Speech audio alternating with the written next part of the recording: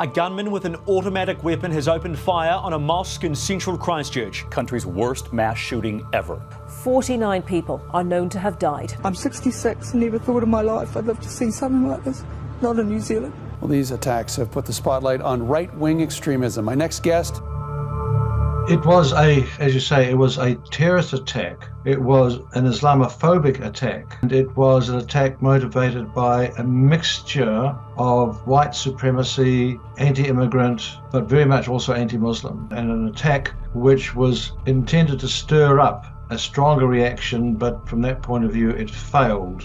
It's been 5 years since the Christchurch attacks where 51 people lost their lives. What can you say about the ideology and motivation of terrorist Brenton Tarrant?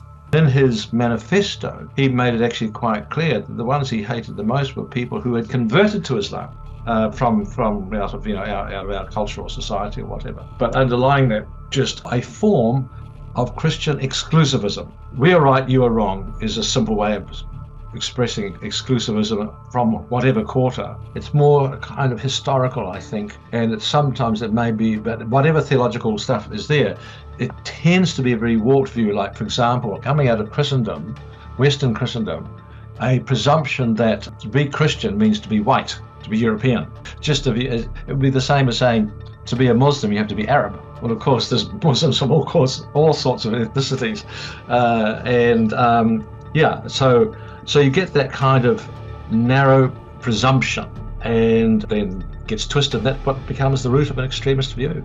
He, like Anders Breivik, were wanting to stir up a Christian West that would be muscular in its, action to recover that which had been lost. He picked up from Breivik these justifying, I should say, lines of motivation and so on as to why. But the other thing too was that it inspired and empowered him to act alone.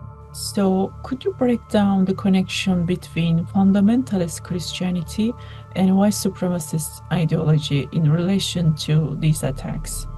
I mean, the white supremacist Christian view is an extreme form of Christian fundamentalism. The forms of Christian ultra-conservatism and fundamentalism that you'll be aware of that do tend to presume that Muslims and Christians are forever enemies or forever antithetical to each other. They deny any real possibility of dialogue or détente or engagement. That background of an anti-Muslim or suspicion of Muslim atmosphere allowed him to go as far as he did. And last year, we saw the first fundamentalist Christian terrorist attack in Australia.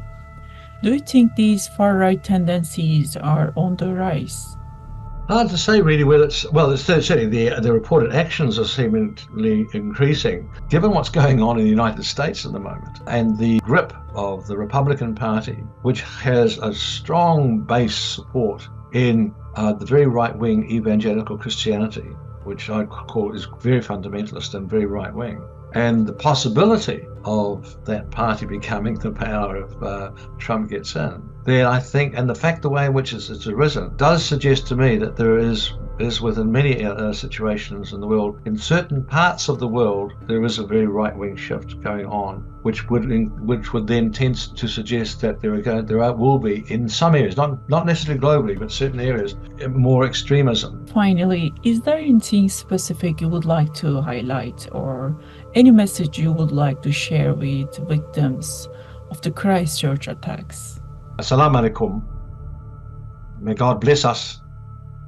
And inshallah, we will overcome the terror and the pain and the misunderstanding that leads to these events. And for all the blessings we have received, alhamdulillah.